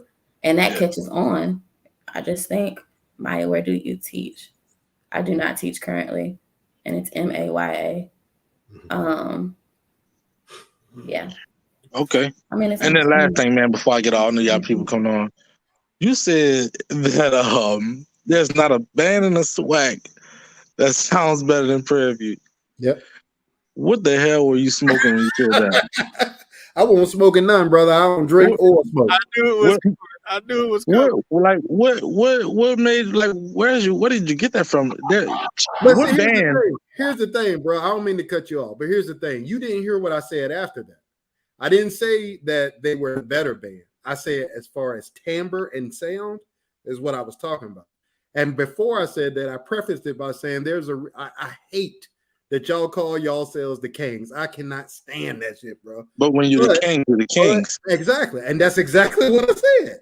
Y'all have a 30, 40, 50-year tradition of being in the top of the swag. There's no other band, an HBCU band, period, that can say or PWI. It don't matter. I don't know, bro. University of Michigan, Florida State, it's a lot of good bands. I'm gonna put it like this. I don't think I can remember a time where PV sounded better than Southern or ever gave Southern the L. Well, I can remember. That's 2 different things, though, right? Because you said PV and you named Southern after that, and it's gonna be this weekend. PV gonna travel. They're gonna travel to Baton Rouge, and next week we're gonna prove you that point again. Well, we'll see. But the fact of the matter is this, bro. As hopefully you can hear me, man, because I know like y'all get triggered when people say anything. It wasn't negative about your band, bro. What I'm saying is, from the standpoint of sound, like fundamentals of sound, timbre, and all that. In my opinion, PV has a better timbral sound than every band in the swag. Now, song selection, performance, energy, all that, cool. Y'all can have that. And they're going to have to prove that when they come there. But from a fundamental sound, and then now Bethune-Cookman is in the swag. Who sounds better than Bethune-Cookman? If you play the same song for 15 years, you'll sound good playing them too. Hey, granted. But before I get off, guess what that band director that PV went to? Norfolk State is where he got his. Yeah, he graduated from Norfolk. They got a band director over there that went to Southern, right? He He went graduated to from Southern for 2 years. He graduated from Norfolk State. He graduated from Norfolk State and got his master's. I'm just saying. Just wanted to put it out there, bro. But Look, now, hey, Durant, no, but I that's appreciate real, you. though. I really appreciate you supporting us, man. Keep supporting us. And I definitely got to get over to Crucial Conflict too and make sure I support you guys too as well. Hey, look, every Thursday at 7 o'clock, man. Whenever y'all want to come on, y'all just holler at us. Let us know. StreamYard is the same thing we use. Gotcha, bro. Appreciate it, man. Yeah. Right. Hey, somebody tell me where Burger marched. I just want to know. Yeah, Burger. Burger, come on, Burger. Burger, I saw you in the video, man. So come back up if you're trying to come in real quick. Because I definitely saw you in there, and then you kind of clicked out and it kind of came back in. So come through. And for all my Southern people, why does it trigger you when anybody says anything positive about another band that is and critiques it against what Southern does? Nobody's taken away from the greatness of Southern, but that doesn't make what I just said untrue. Tamborelli, nobody sounds like PV. Now Bethune is in the MEAC. Now PV has a band that Tamborelli is on the same level and in some cases better, and so is FAM. But that's not saying that they're a better band. It's saying that they value different things than you. When it comes to entertainment value, when it comes to showmanship, everybody knows Southern is at the top of that conversation. And like Darrell said, PV, they got a job to do when they go in there this weekend. Yeah. You know, that's this weekend. So, or what, next weekend? Is it this weekend or next weekend? This weekend. No, it's this weekend, the 23rd. This Walter, weekend. you going to game? Of course not. I tell myself I never go to another game at Mumford. That's true. They call him the Juke guy. Robbie, you are right about that, rookie sister. But no, I mean, I will always give Southern this respect. Southern is the only band that, and especially in HBCU, that has a drum major that does absolutely nothing but can come out and do the exact same thing at the beginning of all of their shows and gets house every single time, and has probably the most high school band programs copying after that one style of drum major. So I definitely respect him for that. Now, I don't know if I can 100% agree on what Rick is saying, but I don't totally disagree. Best in SWAC, but in compared to Southern, Tamborelli, yes. She asked why I'm not going to the game or why I never go back to Mumford.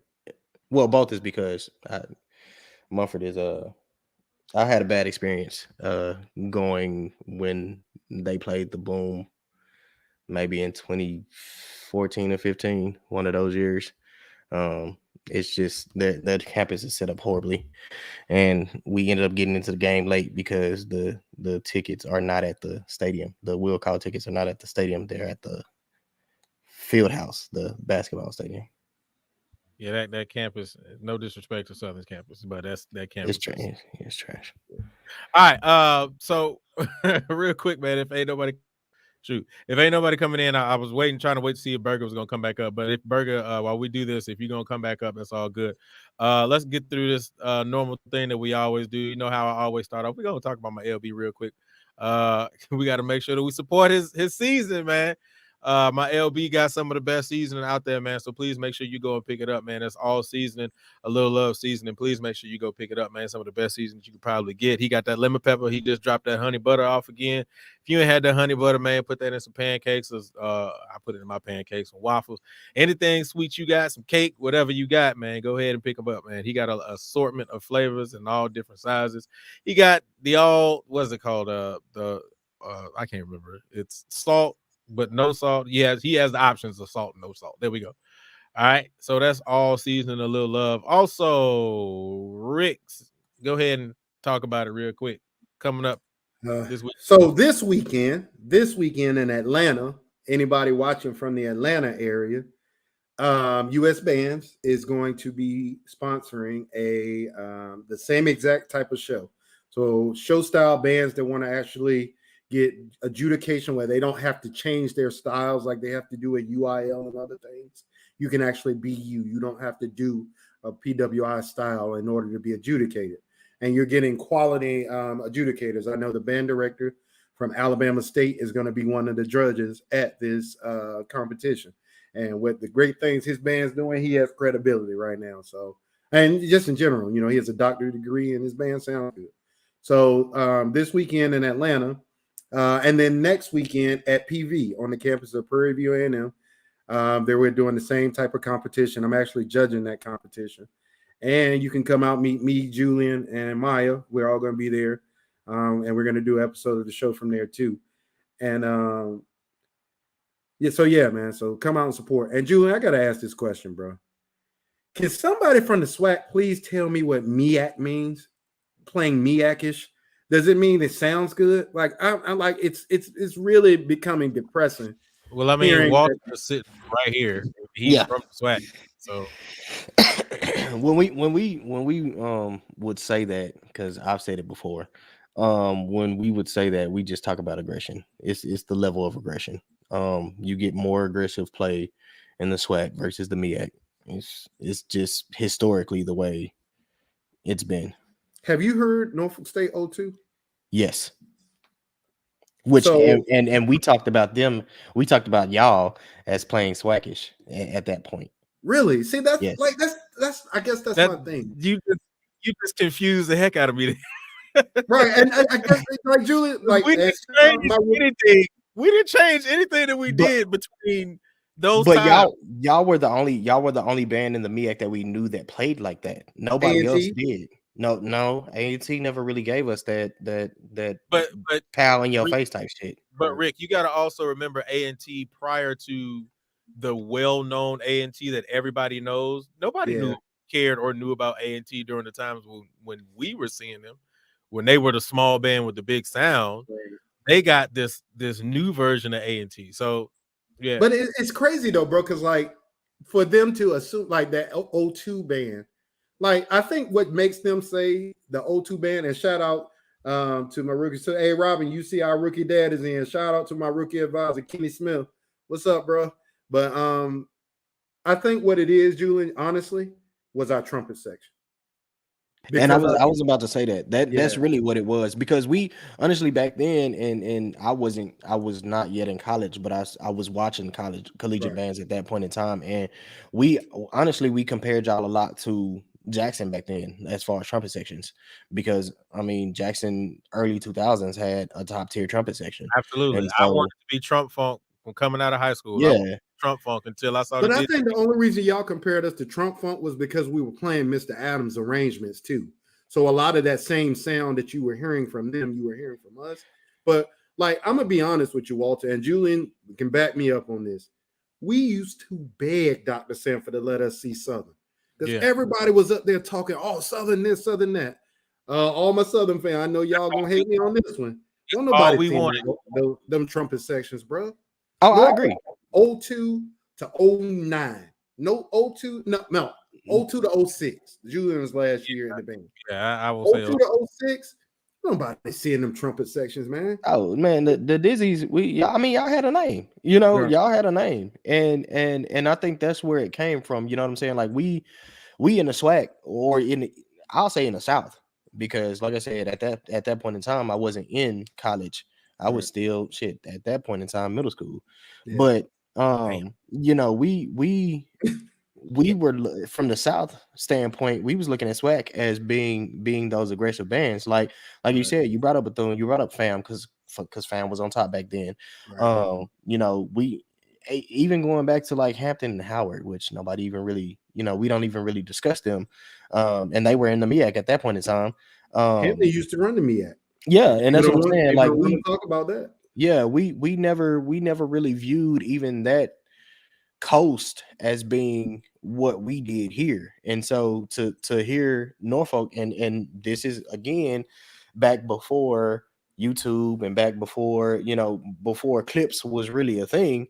Right. You know, I think we saw Norfolk at a Honda, and that's what really, you know, for the South really put y'all on, to be honest. Like, Oh yeah, we do that. we never really heard Norfolk before then because we was from the South, so we was used to seeing PV and TSU and Southern and Jackson and Graham, but we knew nothing about Norfolk into that Honda. Yeah, we already do that. And just to kind of, say this too, man, I give a lot of respect to, or I'm gonna agree with what Rick said, because I give a lot of respect to my high school crab brothers, Justin and Brian, who ended up going to Southern. Man, when I used to talk to them, one of the things that they used to give us a lot of props on was the Dizzy section.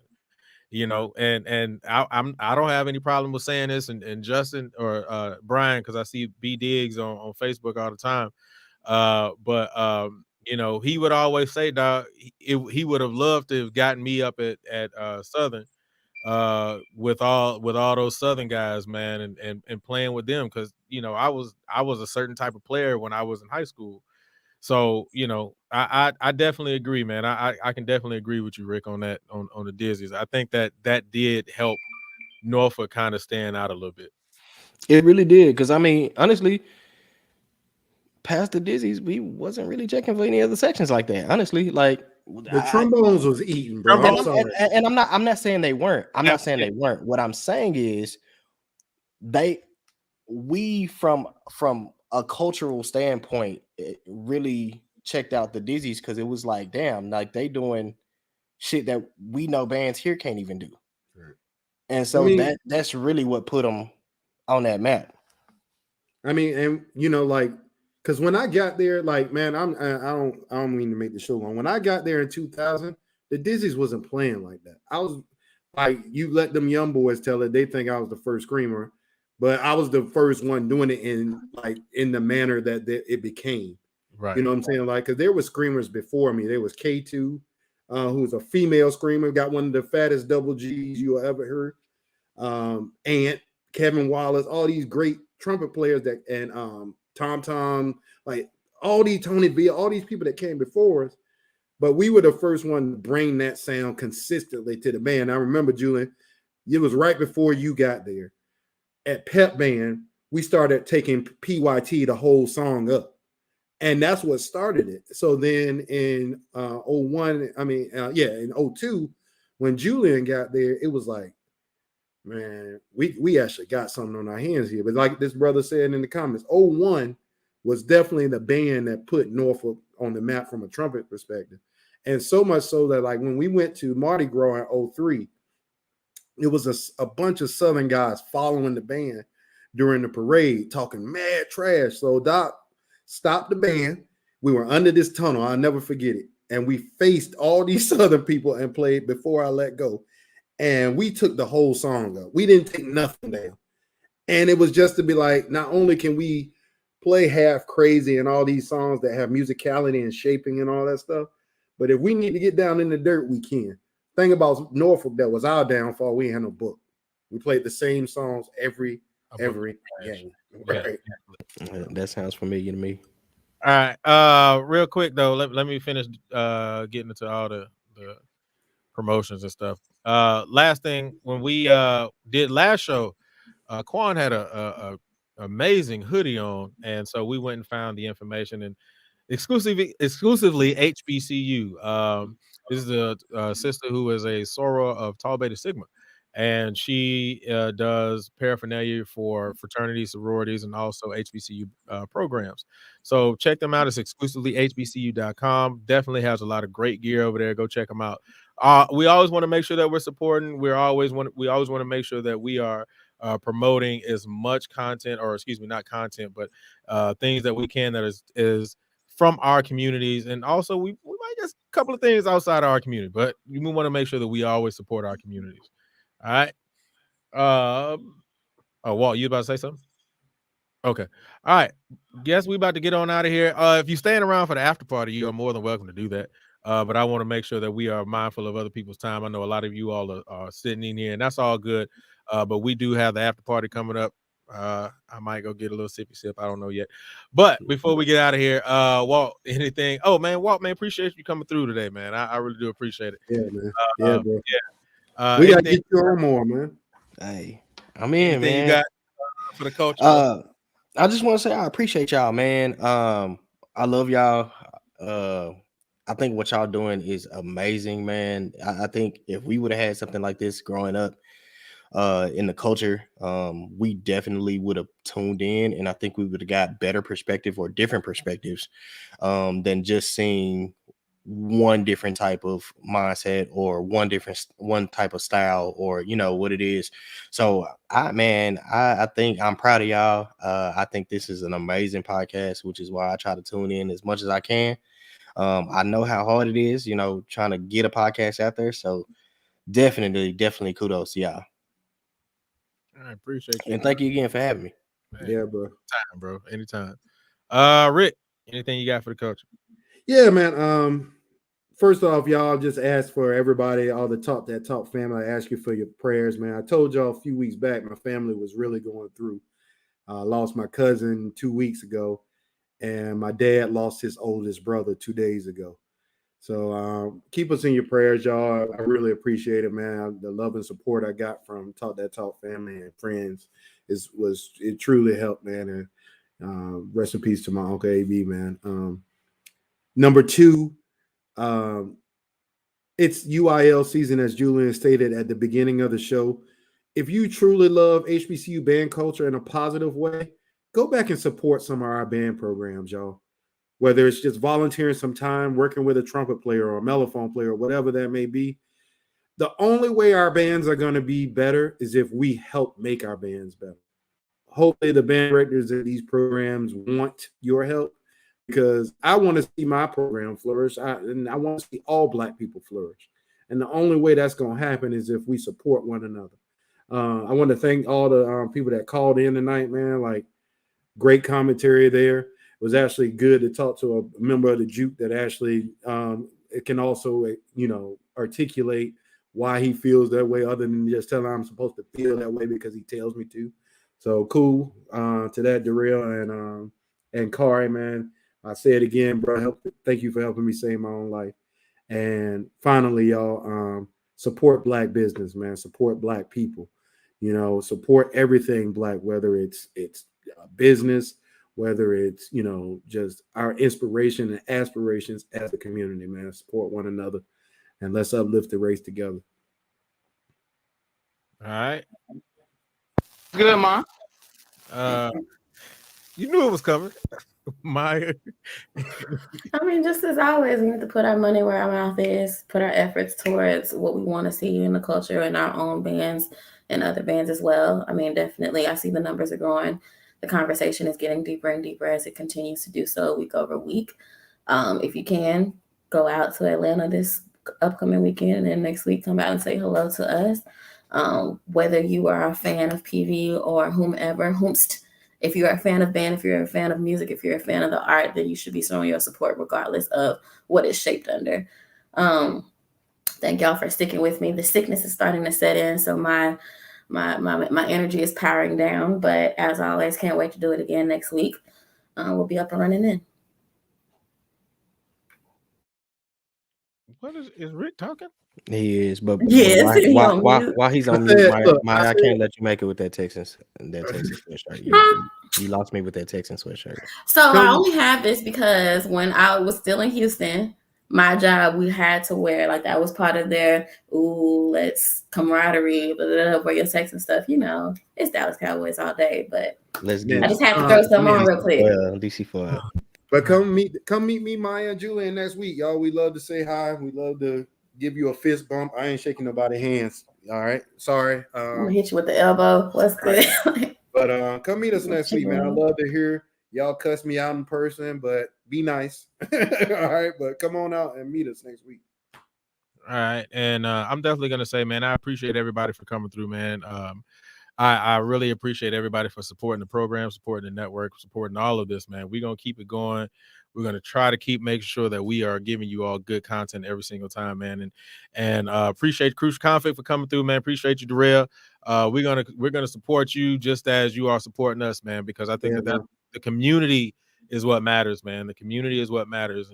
And I think that that's one thing that we need to continue to always do, is support one another, man.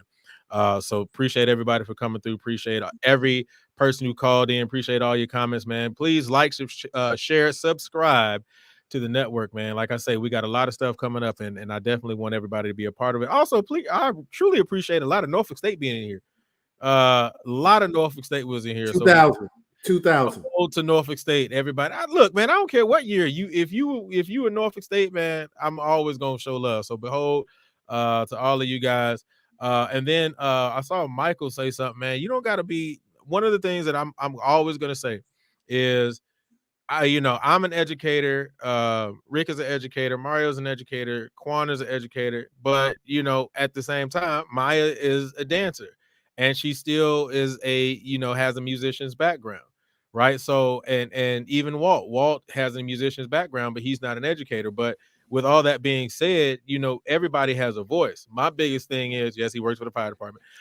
My biggest thing is that whenever you come in, or whatever you have to say, just stand on your square, be able to hold your own and be able to back up all of the information that you say. We are not going to let you just come in and just talk just because you want to hear your mouth, right? Because that's just not how we're going to rock. We're going to rock by you being able to support your argument. And that's what we stand on. All right. So if you want to come in and you got something to say, I'm going to always support that. All right.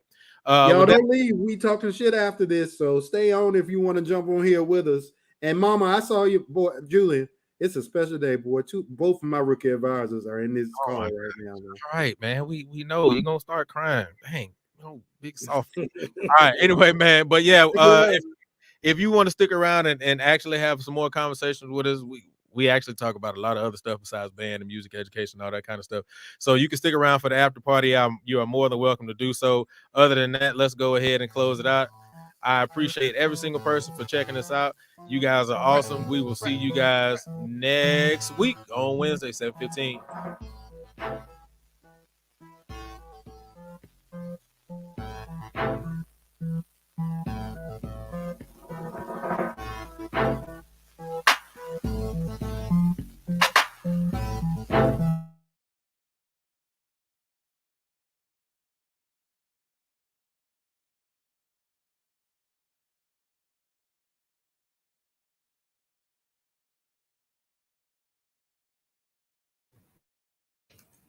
Man, hurry up and take that picture down, man.